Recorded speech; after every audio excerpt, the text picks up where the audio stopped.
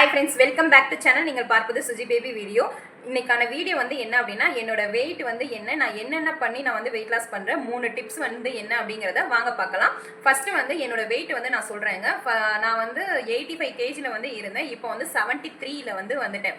73 kg இருக்கேன். என்னோட wait வந்து கிட்டத்தட்ட நான் வந்து 12 கிலோ வந்து நான் ரெடியூஸ் பண்ணியிருக்கேன். நான் வந்து இதை வந்து நான் எப்படி பண்ணேன் அப்படிங்கறத வந்து நான் 3 டிப்ஸா நான் வந்து உங்களுக்கு சொல்றேன். ஃபர்ஸ்ட் டிப்ஸ் வந்து என்ன அப்படின்னா நீங்க வந்து தண்ணி வந்து நிறைய குடிக்கணும். என்னோட எல்லா வீடியோஸுமே நான் வந்து மெயினாக சொல்றது வந்து தண்ணி வந்து நிறைய குடிக்கணும்னு நான் சொல்லியிருப்பேன். தண்ணி வந்து எப்படியெல்லாம் குடிக்கணுங்கிறத நான் ஒரு வீடியோவாக நான் போட்டிருக்கேன் பாருங்க.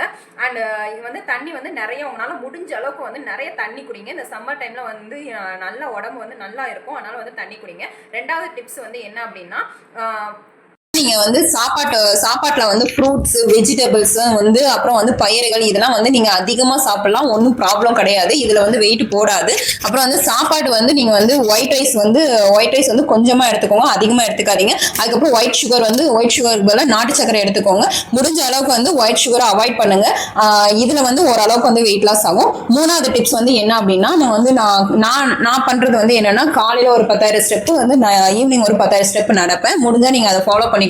அப்படி இல்லாட்டி வந்து நீங்க சாப்பிட்ட உடனே நீங்க தயவு செய்து வந்து சாப்பிட்ட இடத்துல படுக்கவோ இல்லை ரொம்ப நேரம் உட்காந்துருக்கவோ கூடாதுங்க. உடம்புக்கு அசைவு கொடுக்கணும். அதாவது வந்து ஒண்ணு ஏதாவது ஒரு வீட்டுல இருக்க வேலையை பார்க்கலாம், இல்லாட்டி உங்களால முடியல அப்படின்னா ஒரு 5 நிமிஷம் இல்லாட்டி 10 நிமிஷம் நீங்க நடங்க. சாப்பிட்ட உடனே ஒரு கிட்டத்தட்ட 1.5 மணி நேரமாவது வந்து கேப் விடுங்க. அதுக்கப்புறம் வந்து போய் படுங்க.